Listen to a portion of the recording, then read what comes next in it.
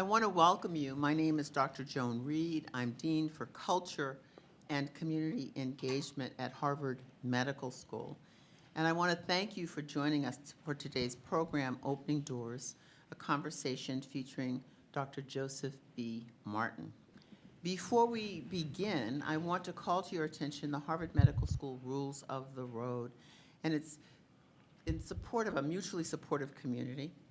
It's to remember that we are all learning, that we include everyone in conversation and invite others in. Words do matter. Words can uplift and heal, and words can also hurt, so use them thoughtfully. Be respectful when speaking and listening, and that empathy is part of understanding. Recognize that differences exist, but there's a difference between evidence and opinion, and be open-minded. This Opening Doors series presents conversations with HMS faculty members who over time have made significant contributions to our community. These conversations ask faculty to talk about their professional journey, including how they first joined the HMS community, changes they have seen at our institution in the decades since they first arrived, and advice for recognizing opportunities and dealing with challenges in the present and the future.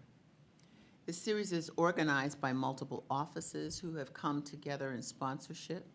My office, the Office for Culture and Community Engagement, the Ackerman Program on Medicine and Culture, the Harvard Countway Library Center for the History of Medicine, and the HMS Center for Bioethics. Today, we are honored to be joined by Dr. Joseph B. Martin, the Edward R. and Ann G. Lefler Professor of Neurobiology. Dr. Martin has been a visionary leader in academic medicine for over 5 decades, serving as Dean of Harvard Medical School from 1997 to 2007. And from his pioneering research on neurological and neurodegenerative diseases to his leadership shaping the institutions at UCSF and here at Harvard Medical School, Dr. Martin's career has forged new paths in neuroscience, in education, and scientific collaboration. I'm now going to turn this over to Dr. Frederick Lovejoy, the William Berenberg Distinguished Professor of Pediatrics at Harvard Medical School, and Associate Physician-in-Chief and Deputy Chairman Emeritus of the Department of Pediatrics at Boston Children's Hospital, who will now moderate the conversation with Dr. Martin. Dr. Lovejoy? Joan, thank you, thank you. It's wonderful to be here. It's wonderful to see all of you here. What a privilege it is for me to join you, Joe, in this wonderful undertaking by the medical school. I know we extend our gratitude to Joan for her grand leadership and hosting this, the 4th gathering of this series of conversations, as well as the help of Scott Podolsky, and finally the wonderful assistance of Sarah Foy. It's a wonderful privilege for me to serve as moderator and pose several questions to Dean Joseph Martin, my friend, over the next hour. So we'll begin with the first question. Joe, how did you initially, in your early years, become interested in medicine? Well, thank you, Fred, for taking this on. I'm very grateful to you as a dear friend, and to Joan, who I've admired from the moments I first met you back in 1990-something when I arrived here from San Francisco to assume the deanship, and for all of you who came today. Let me give you a little history of our family, because it is an interesting one, I think. My grandparents were immigrants, and that used to be a good word, to Canada after World War I from Pennsylvania. My mother was born in Altoona, Pennsylvania. And my father was born in Hagerstown, Maryland. They were children when they arrived in 1917 to farm land provided by the Canadian Pacific Railway to immigrants who would come, set up a farm operation of sorts, stay on the land for 3 years, make a crop of some sort, and after 3 years, it was 160 acres for you to live on the rest of your life. Fortunately for the area that they came to in Alberta, there was an irrigation system in place since 1913. The Bow River, which goes through Calgary, had been dammed, and I was in fact born in Bazzano, the town where the dam was located, and that provided about 300,000 acres of really wonderful water for flood irrigation during the Depression, which meant that people who settled there stayed, as my grandparents did. So my parents were married, geographic propinquity, as my wife tends to say, they were the only two that age. They found each other and got married. And I was born in 1938. From the moment I remember walking across the farm, where my father was a dairyman, and I used to help him put the milk into the bottles and deliver it to the local village of Dutchess, where had door-to-door delivery of milk, not safely regulated in any way in those days. But it was part of growing up on a farm that had no electricity when I was born, had mostly outdoor plumbing. And from the moment I remember, I aspired to be a doctor. Neither of my parents had finished high school. They were immigrant children. They were expected to take the farm and make it work. And they never obviously went on to school. But my mother, who was a remarkably well-read person for her time, encouraged me from the very beginning to go to medical school. Now in Alberta, there was one medical school. It was opened in 1905, University of Alberta, Edmonton. You know Wayne Gretzky. That's probably about the only thing you know about Edmonton.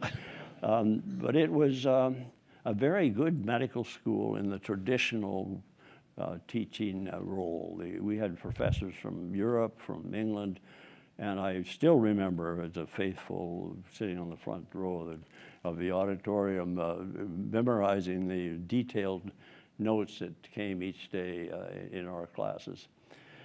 So my plan was to be a missionary doctor because I had an opportunity to hear people return from Africa, from India, where they had set up missionary establishments in the late 19th century and early 20th century.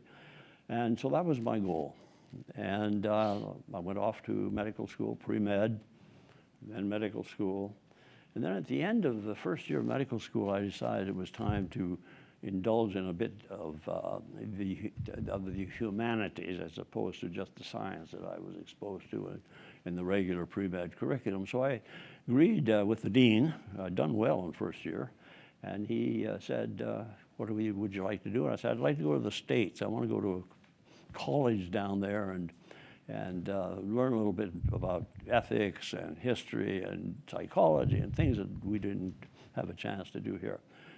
So he said, yeah, please, I hope you come back. And I went off for a year in Harrisonburg, Virginia, to a church college, which is where Rachel, my wife, was attending from Ohio. And so the rest of the story you can guess.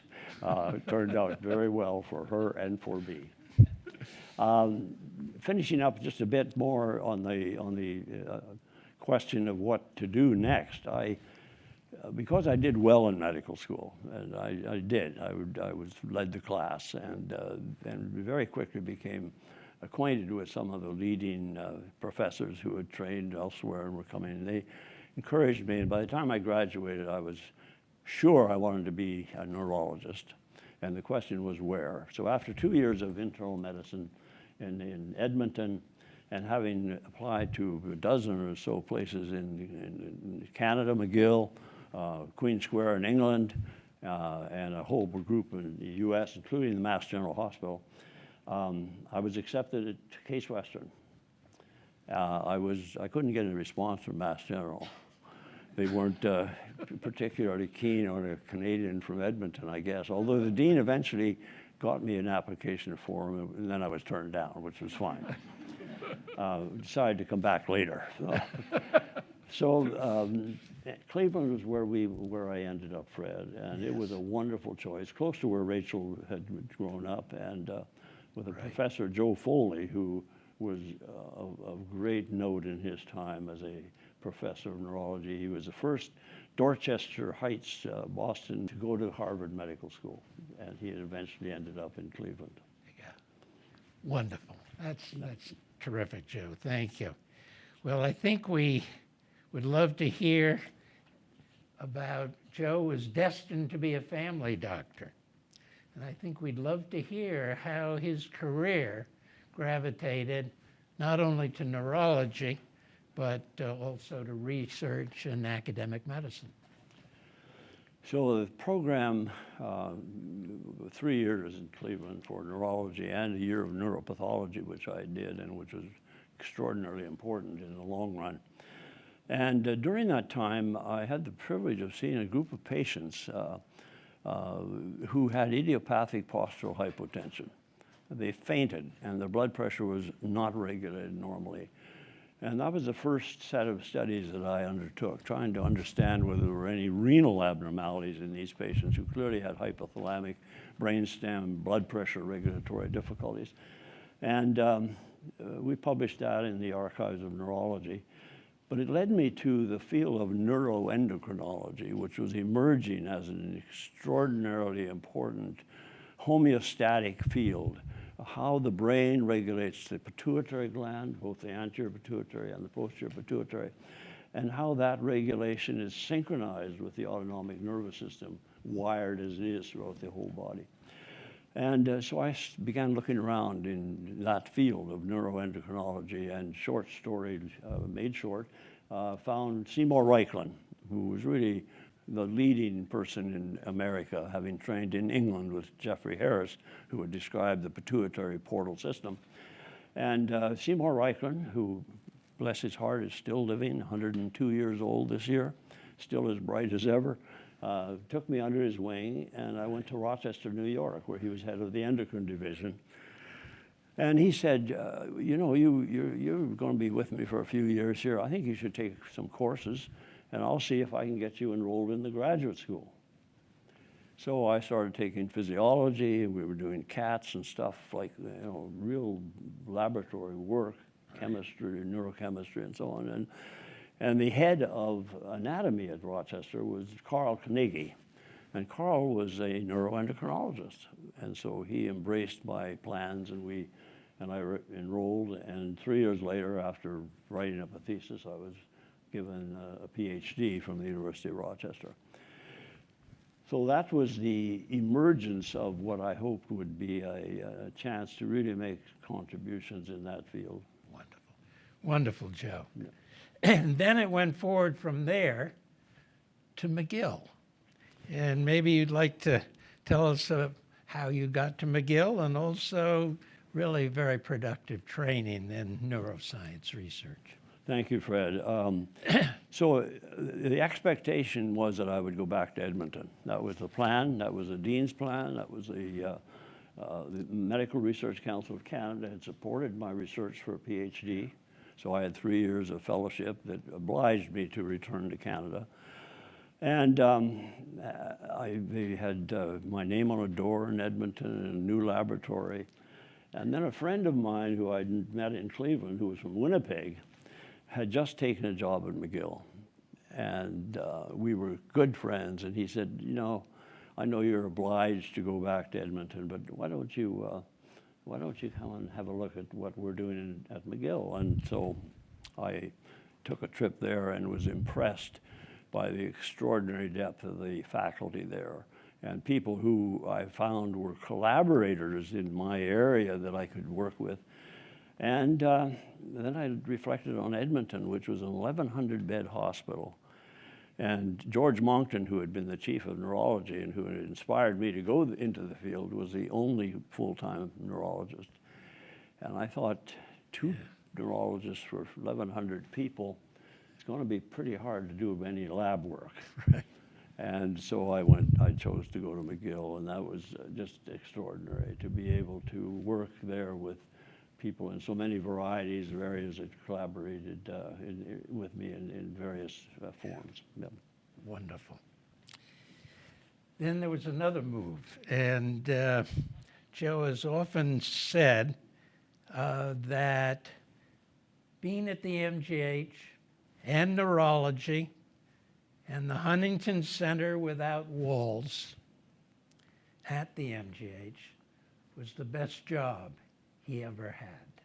So we'd love to hear more about that.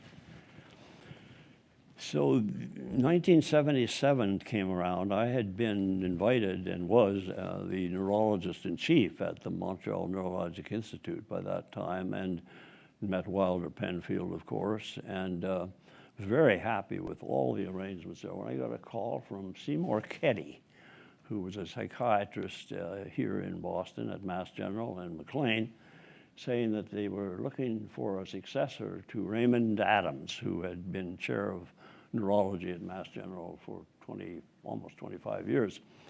And they were just consulting with people about whether there was where the field of neurology was headed, and how could I refuse? It was my first visit to Boston, actually, when I came down and stood on Cambridge and looked at the white building on Mass General Hospital. I'll never forget the feeling I had.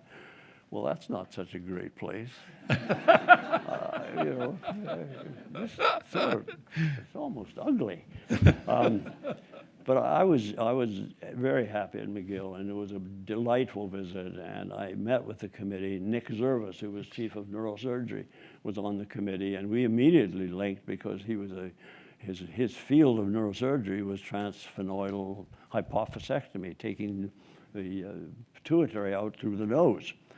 And he and I hit it off immediately. And nothing happened for about 3 months. And then I ran into a problem at McGill that I haven't talked about often, but I was the first now invited chair of the Department of Combined Neurology and Neurosurgery. It was one department, and it had always been a neurosurgeon after Wilder Penfield, right down. And the dean at McGill thought it was time to make the instruction in neurology more of a identified activity within the department, and so nominated me to be the chair of the department in the beginning of 1977, in July. And I took off for a trip to Europe to a couple meetings, one in Bordeaux, I remember well, and my son Brad, who went with me. And it turned out that while I was gone over that couple of weeks, got back, and there was a campaign by a head of neurosurgery to be sure that I wasn't appointed. And the dean had already signed off on it.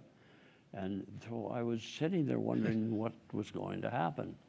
And about 6 weeks later, it became clear to me that this was an issue that was going to require some kind of faculty activities. So I called Seymour Keddy and I said, "How's it going down there in Boston?" Not quite like that, but he said, "Well, we were just about to invite you to come back for a second visit." And so I came back in November and took the job, and felt very good about that. A year later, the field of neuroscience in genetics was emerging. Marjorie Guthrie, whose husband Woody Guthrie had died of Huntington's disease, was leading a congressional effort to do support of research in neurogenetics for Huntington's. Very obviously a promising new area, autosomal dominant disease, high penetrance, almost always got the disease, opportunity for linkage studies in people who were affected and weren't in the same family.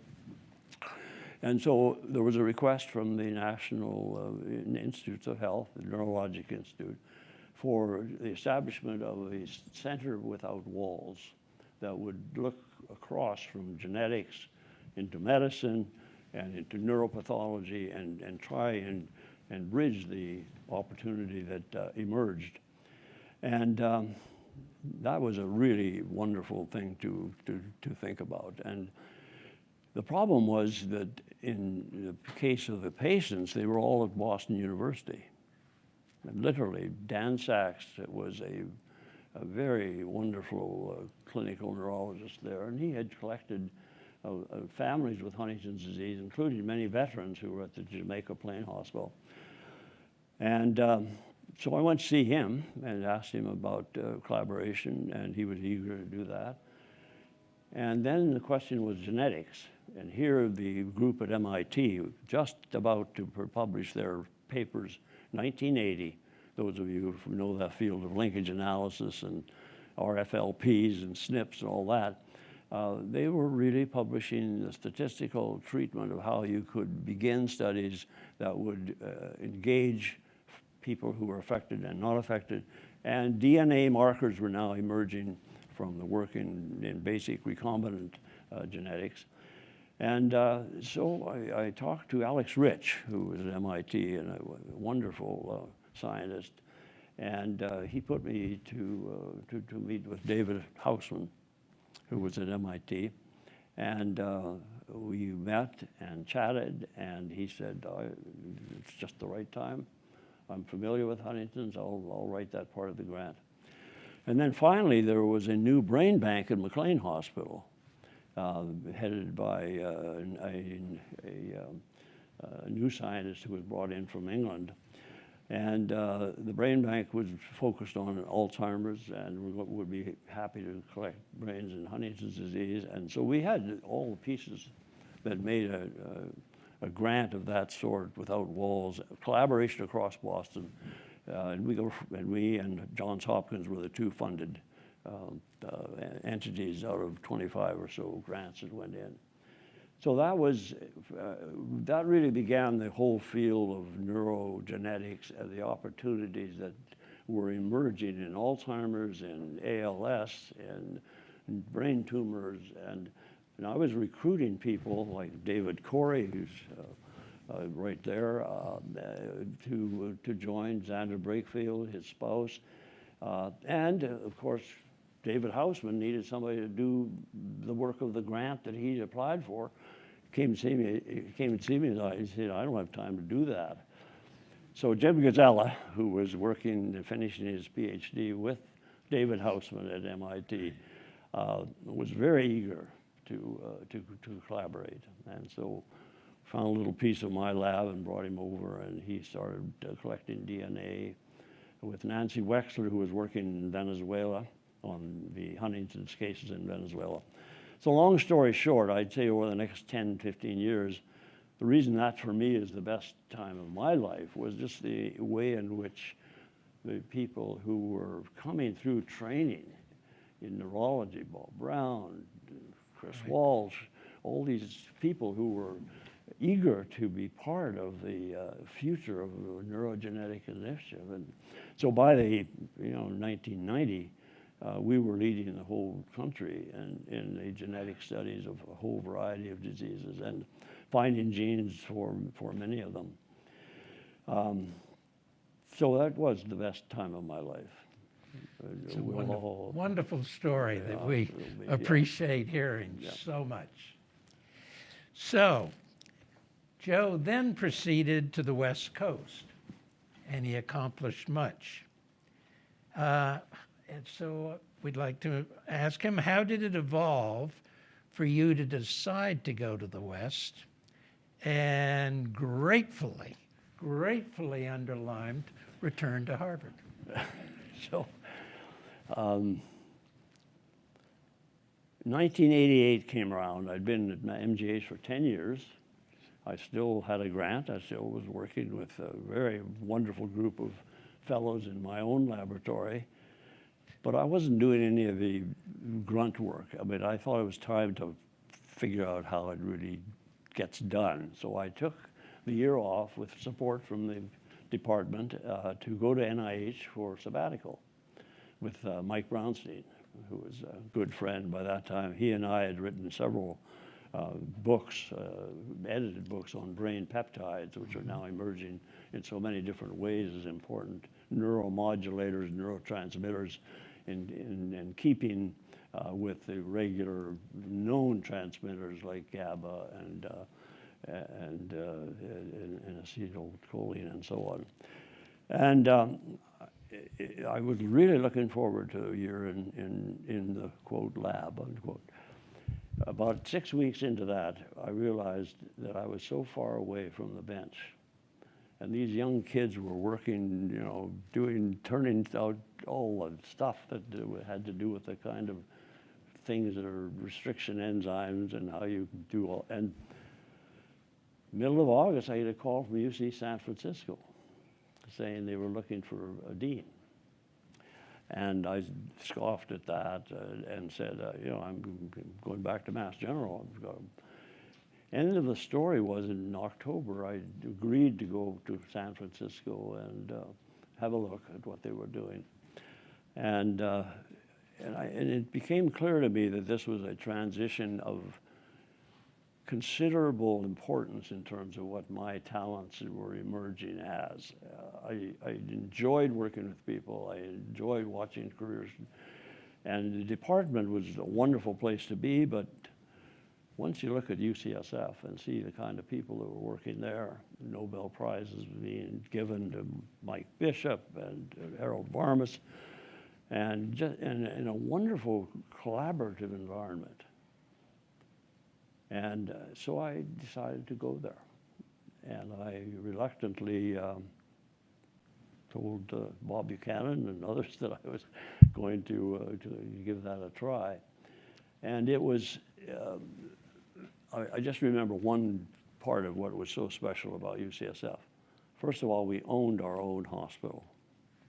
The university owned its own hospital. At Harvard, you don't own any hospitals. And, you know, that's the history. But to be able to fashion the academic mission around your own system and not have the competitive components that integrate so usefully sometimes, but very often, you know, create, as we see now, so many difficult times. The second was the opportunity to really engage the basic scientists and the clinical scientists in the mission of the medical school. And we put together a dean seminar which would present a problem case in which a clinician would give the story behind this particular problem. And then we'd have a basic scientist come in and talk about the ways in which this problem was approachable if you were thinking about how to use science to move the story ahead. And then have a clinician come in and say how you might fashion a trial or lead that work in a collaborative way. And it became the most popular kind of weekly, or monthly rather, event. And just showed one that you could really engage that community in a special way. So it was a wonderful time there. And the problem was that we have 4 kids, and they all had graduated from Belmont High School. All did very well. Our son went to Cornell in engineering, our daughter went to Brown, and then to Stanford Medical School.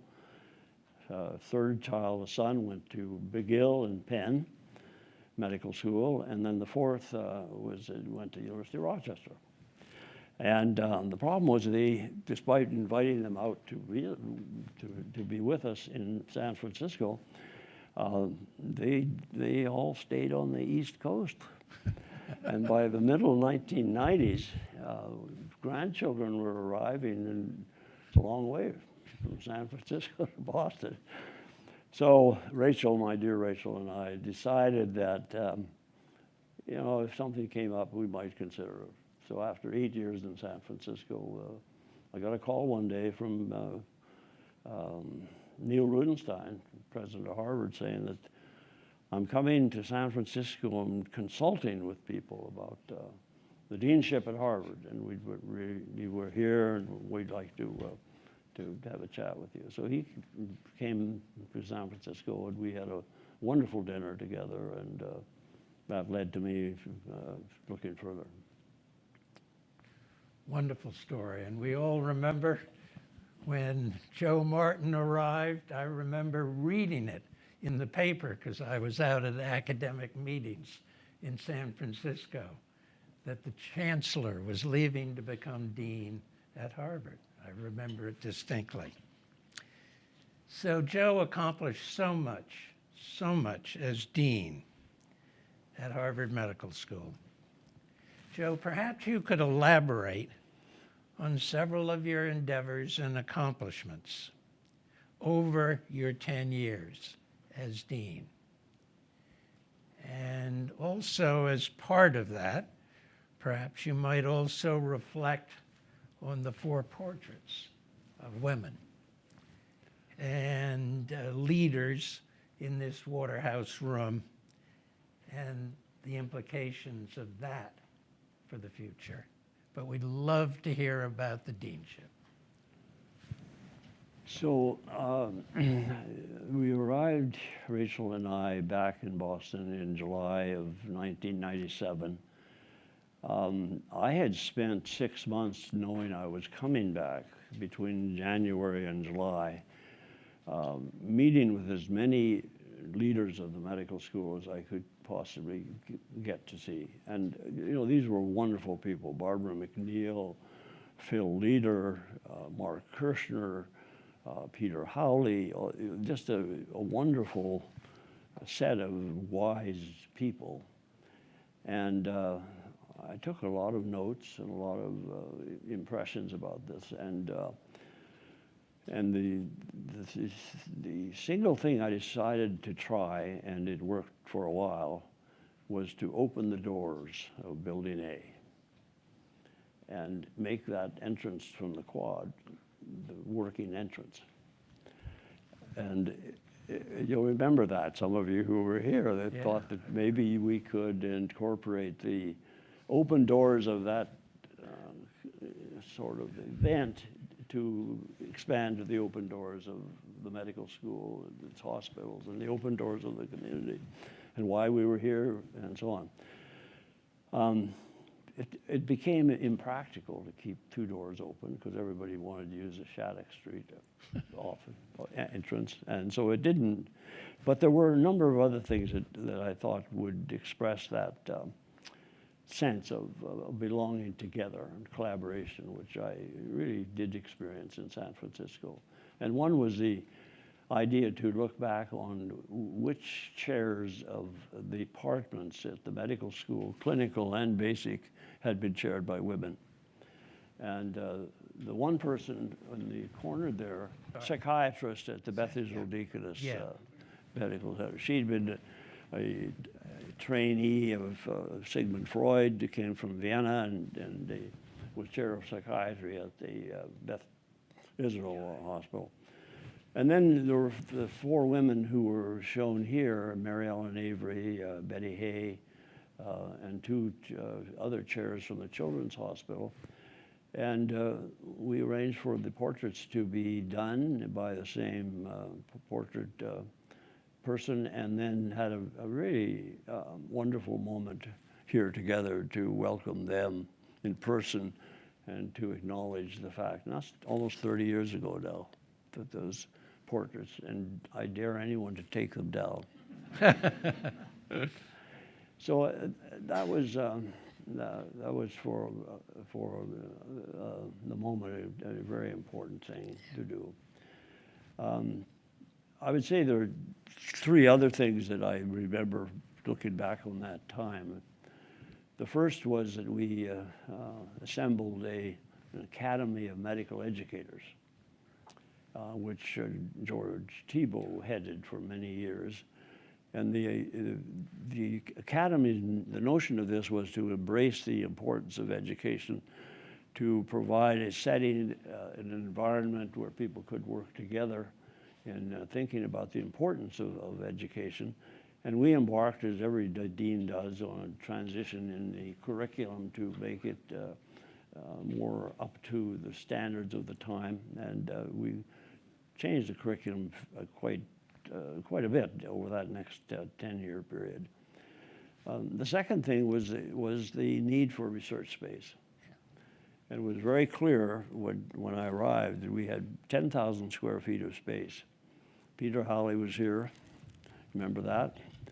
And the space available for doing any kind of recruitments was essentially minus quantity.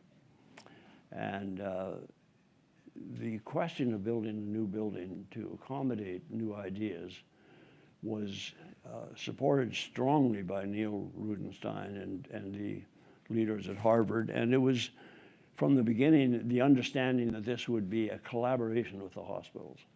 We didn't need that whole building, but many of the hospitals needed parts of that building. And so we actually framed the whole project around a collaborative effort in pathology and in a number of other genetics and so on. And in 2003, we were able to open it. Larry Summers was here and was very good to the medical school in so many ways. And his, cutting the ribbon in 2003 was a very important moment for us. The other thing that we did, and this is David Nathan's credit, we were coming up for the renewal of our National Cancer Institute big grant, one of the largest in the country, and competition was emerging among the hospitals about whether the Dana-Farber should be the site of that cancer center or whether there might emerge a competitive, in the sense of who would get funded, Mass General Hospital Cancer Center.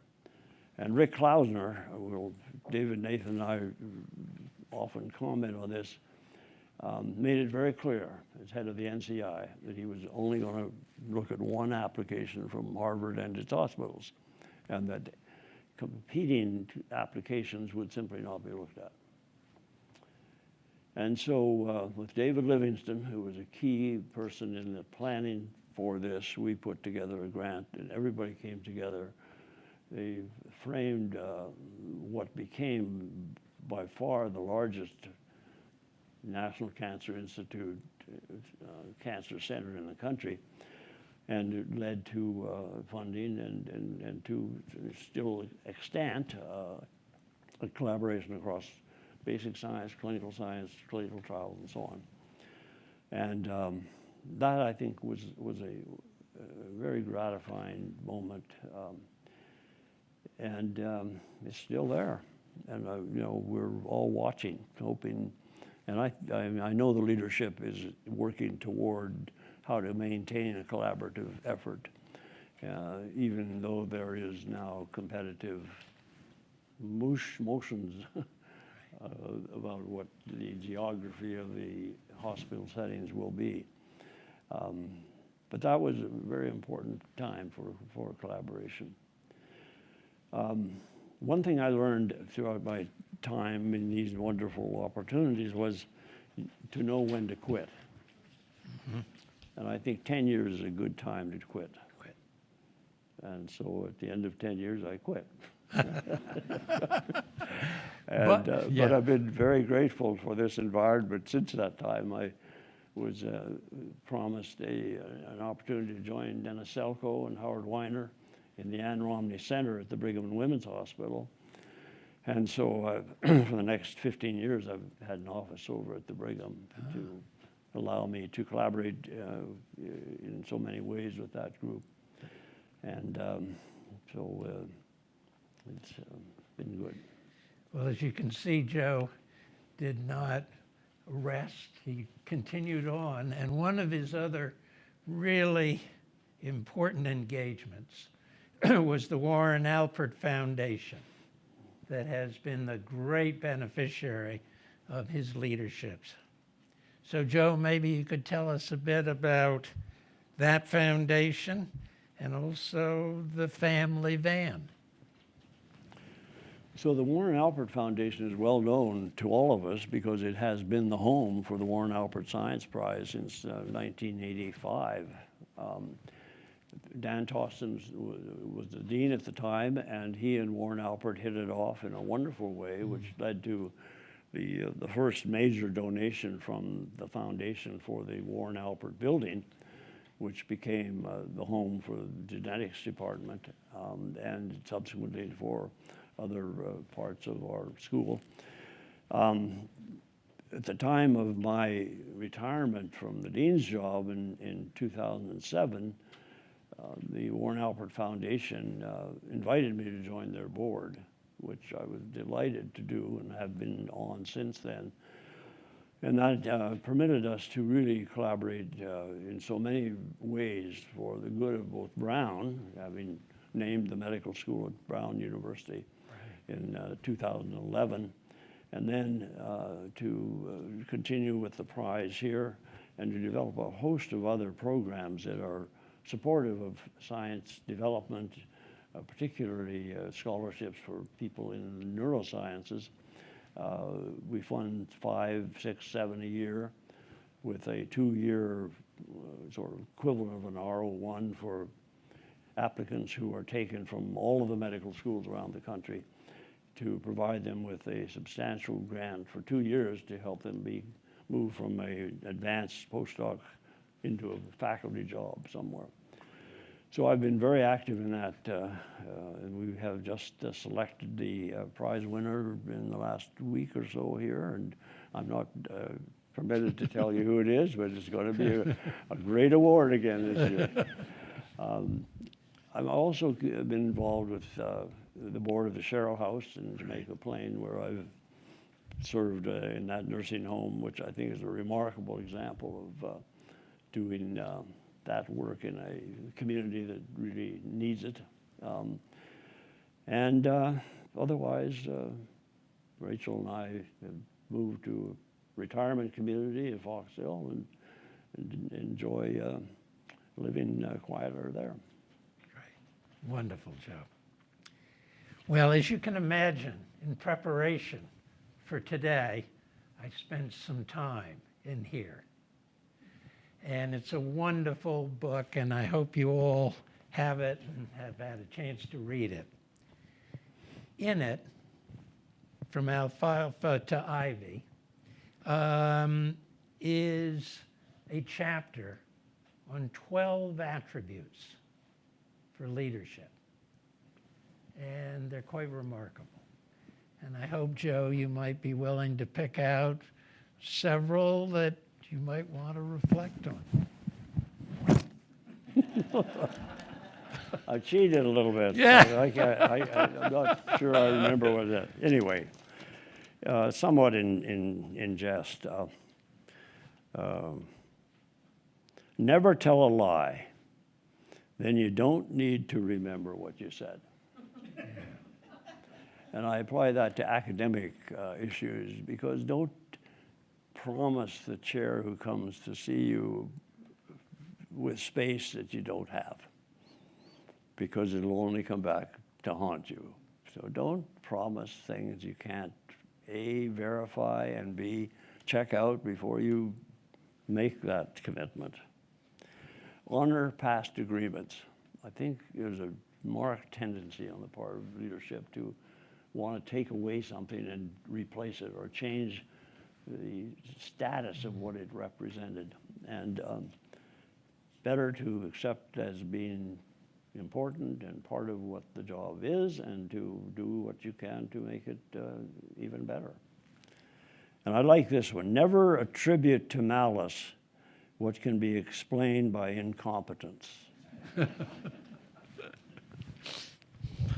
If a thing is not worth doing, it is not worth doing well.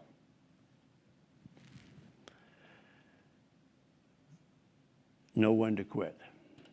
I've already mentioned that. And then I'd like to just read from the book, if I might, Fred. Sure.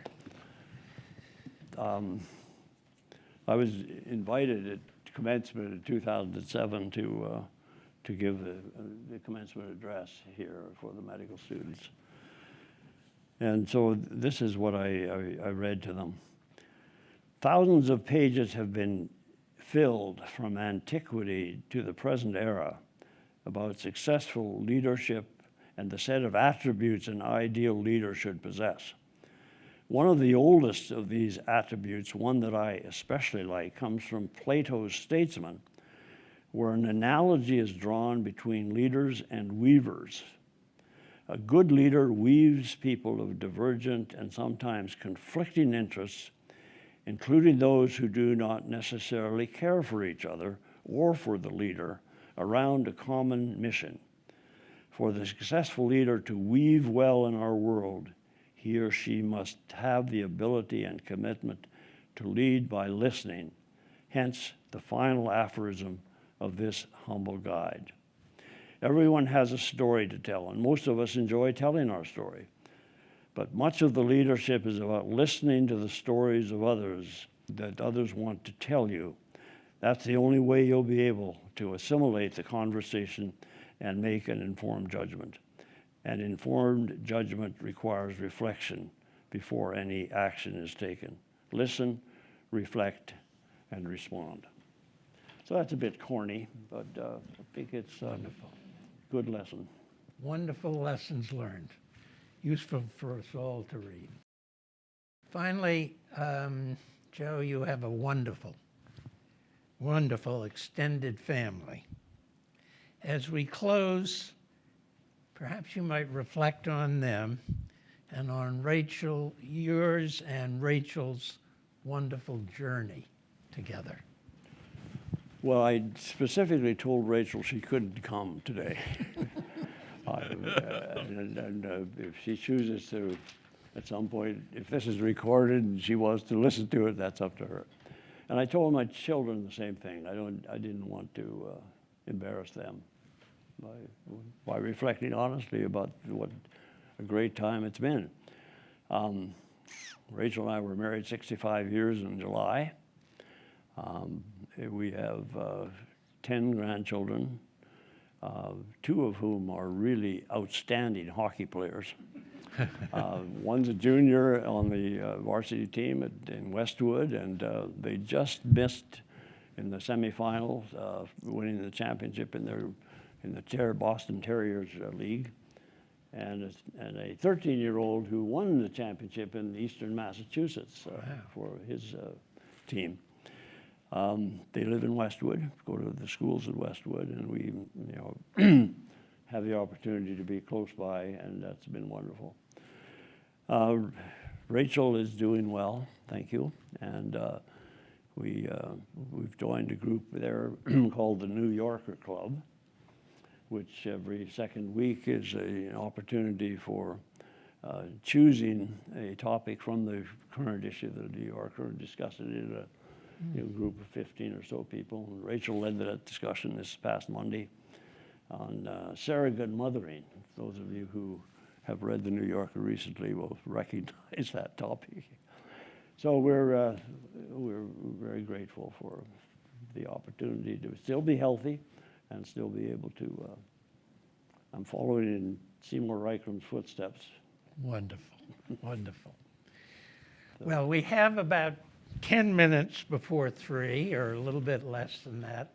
I have a final reflection I'd like to give before I turn it over to Joan.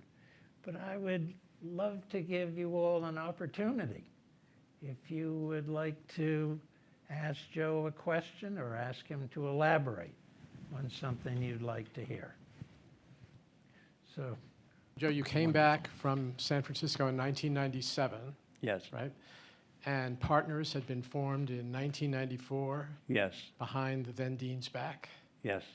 Can you give us a little bit of a flavor for what the environment was among our community at the time, which might actually provide some lessons for today? So one of the things that Neil Rudenstein and I discussed at the time that he met me in San Francisco was the state of the hospital setting here. And he was particularly eager because he felt that having been chair of a major department at a hospital and then having had experience as a dean in San Francisco, that I might hopefully reflect on that experience too. So what I found when I arrived, and a lot of the meetings I described the 6 months before I got here involved hospital boards, hospital chairs of boards and trustees. By the time I arrived in July of '97, I had met all the board chairs. And over the course of the next few years, I was involved with Children's Hospital, recruiting a new head of the hospital, Jim Mandel. I was chair of the committee at the Dana-Farber that brought Ed Benz here. And so I found myself welcomed by these people who were eager to get to know what the university and the medical school was all about. The difficulty was, of course, the Deaconess Hospital and the Beth Israel were feeling very much out of the picture with the partners arrangement. And the Deaconess board and Mitch Rabkin, who's still living, worked hard to bring together those two communities in a quasi-competitive setting. As we know, a lot of the faculty, particularly anesthesia and surgery, left the Deaconess and went elsewhere. So in many ways it was perceived as a takeover rather than a true merger, and it had some really rough times over the next few years. Jim Reinertsen came as CEO of that combined effort, and that didn't work out very well. Sam Thier was a very dominant figure during that time, and Sam, you may know, passed away just a couple of weeks ago. A brilliant leader, tough, and not sparing in his opinions about what things worked and what things didn't work. So I used to tell Rachel there are two calls I shouldn't say that.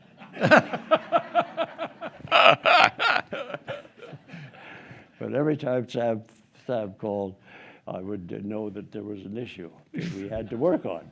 And we parted very good friends, but it was always, and so his leadership there, I think, with a strong hospital basis, really took partners into that early stage in a very positive way. And now we have followed that on. But Jules, you were right in the middle of all that. Wonderful. Other questions? Well, before I turn it over to Joan, I would like to end this wonderful hour with a brief, single reflection. We have all been, in this hour, on an inspiring journey of significant accomplishment. But I would submit that behind it all is a remarkable human being. A remarkable human being who we all respect very greatly. Thank you, Joe, for being the wonderful Joe Martin, who we all so respect, admire, and love. Thank you, Joe. Thank you so much. Dr. Martin, thank you so much for being with us today. And Dr. Lovejoy, thank you for leading this conversation. For me, this was a time of really thinking about the importance of building and maintaining relationships. I don't know about the rest of you, but I'm trying to remember who I talked to last week. And what you showed us is those relationships over these more than 50 years you have maintained. You remember the people, you remember the influence they had on you and what you were able to do together. The importance of recognizing opportunities and stepping into new places and spaces and ideas and challenges and collaborations, and bringing that spirit of collaboration back to Harvard Medical School with you, of understanding this importance of inclusion as we look at these amazing women. And we think of a time when this kind of recognition was not made, when in some ways in our spaces people were invisible, and you brought them to light, and I thank you for that, for what you've done in medical education with the Academy, what you've done in research with the new research building, but also the Martin Center at the new research building, what you did in terms of cancer and our center across Harvard. But most importantly, and this is my personal part, you have stood for not only excellence, but excellence with compassion, excellence with empathy, excellence with kindness, and really been an example for me of the best of what you can be as a physician researcher, and a leader. And looking at what you've done and borrowing from that, as Jules brought out, of how we can handle ourselves as we move through rough times. Talked about rough times that we have today. It's not the first time we've had rough times, nor will it be the last. And in your reading, talking about the value of listening, reflecting, and responding. And I think those are three amazing concepts to carry us forward. So I thank you for what you've taught us. I thank you for what you've given us. I thank you to your family for lending you to us. And thank you for joining us today. I want to also end recognizing the organizations who are behind this event. Our Countway Library Center for the History of Medicine, the Center for Bioethics, the Ackerman Program on Medicine and Culture, and my office for Culture and Community Engagement. There is the next Opening Doors program featuring Dr. Frederick Lovejoy on April 14th. And then on June 23rd will be the last Opening Doors for this academic year with Dr. Ann Young, and that will be on June 23rd. For more information on these events, you can visit our OCCE website. And yes, Dr. Martin, this video will be online, and Rachel can watch it.